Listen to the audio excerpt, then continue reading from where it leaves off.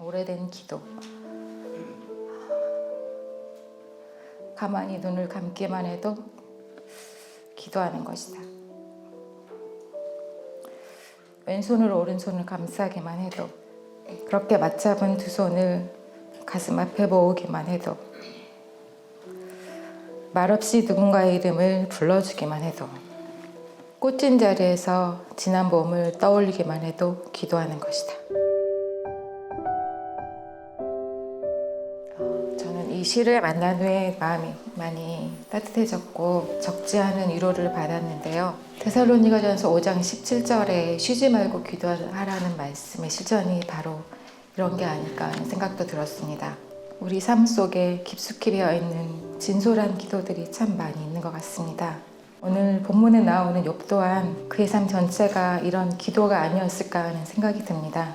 자신의 목숨보다 소중한 자녀들을 하루에 다 잃고, 네가 이런 일을 당한 건 남몰래 저지른 죄 때문이니 회개하라고 친구들이 다구칠 때 욥은 있는 힘을 다해 자신의 정당함을 주장하다가 하나님을 대면하기에 이릅니다. 바로 오늘 본문이 그 장면이죠.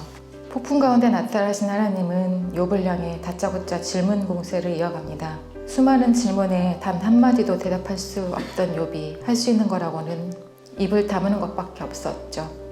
욥이 재난 이전의 삶을 회복하고 나서 이전과는 다른 삶을 살았을 거라는 짐작은 됩니다. 엄청난 재난을 온몸으로 통과한 사람이 이전과 같은 삶을 살아간다는 건 불가능할 테니까요. 욥은 아마도 침묵해야만 들려오는 미세한 소리들과 하모니를 이루어가며 나머지 삶을 살지 않았을까 싶습니다. 이제 저의 얘기를 해보겠습니다. 수학여행을 떠났던 아이들이 어째서 침몰해가는 배와 함께 그대로 수정되어야 했는지 알지 못한 채 질문만 산처럼 쌓인 세월이 4년 6개월입니다. 국가를 향한 질문이기도 하고 하느님을 향한 질문이기도 하죠. 국가를 향한 질문에는 아주 더딘 걸음이긴 하지만 진실을 향해 한 걸음씩 내딛고 있습니다. 그런데 하나님을 향한 질문은 언제나 제자리입니다. 우리 창현이에게 왜 이런 일이 일어나야 했나요? 아들을 잃은 어미는 어떻게 살아가야 하나요? 이 두 가지 질문인데요. 창현이가 왜 그런 일을 당하여 했는지에 대한 답은 얻지 못하고 있지만 아들을 잃은 어미가 어떻게 살아가야 하는지에 대한 답은 얻어가고 있는 것 같습니다. 교회 안에서만 갇혀서 살았던 내가 교회 밖으로 나와 깜깜한 어둠 속에서 스스로 빛을 내는 것들이 있다는 걸 발견하게 되었는데, 그것은 앞에서 읽어드린 이문재 시인의 오래된 기도에 나오는 그런 것들이었습니다. 가만히 눈을 감는 것, 왼손으로 오른손을 감싸는 것, 촛불 한 자를 올려놓는 것, 혼자가 아니라는 사실을 받아들이는 것.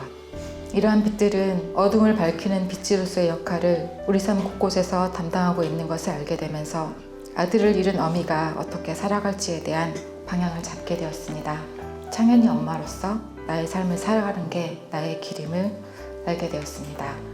매월 첫째 주일에 저희는 안산 화랑유원지 내에 있는 생명안전공원 부지에서 예배를 드립니다.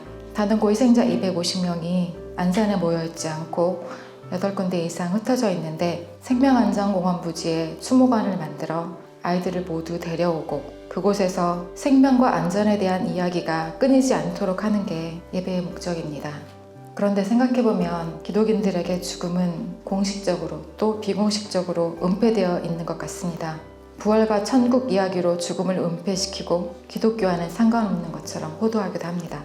이곳에서 천국을 살지 못하는데 죽어서 천국 생활을 할 수 있을까요? 이런 모순을 드러내며 교회는 쇠퇴의 길을 걷고 있으면서도 멈추지 못하고 그 길을 계속하고 있는 건 본질이 아닌 것을 붙잡고 있기 때문일 겁니다. 저는 매일 하늘을 봅니다. 창현이가 없어진 이후 갖게 된 습관인데요. 새삼스럽게 인식되어지는 것 두 가지는 오늘도 하늘이 없어지지 않고 있다는 것과 창문을 열기만 하면, 고개를 들기만 하면 기다렸다는 듯이 어제와 다른 모습의 하늘이 나타난다는 것입니다. 하늘도 나처럼 살아있어서 매일매일 움직이고 있다는 걸 확인하는 거죠. 가끔 창현이가 미치도록 보고 싶을 때는 하늘을 향해 돌팔매질을 할 때도 있을 테고 어두운 그림자에 속아 넘어질 때도 있겠지만 그때마다 저는 하늘을 바라보며 다시 일어서겠습니다. 하늘을 우러르며 자라는 나무들의 침묵과 고요를 내 존재의 안뜰에 들여 가꾸기만 해도, 삶의 주인이 내 심장보다 더 가까이 살아계심을 알아차기만 해도, 행복이 물질의 획득이나 축적에 있는 것이 아니라 그것을 지으신 분에게 있음을 깨닫기만 해도 우리는 기도하는 것이다.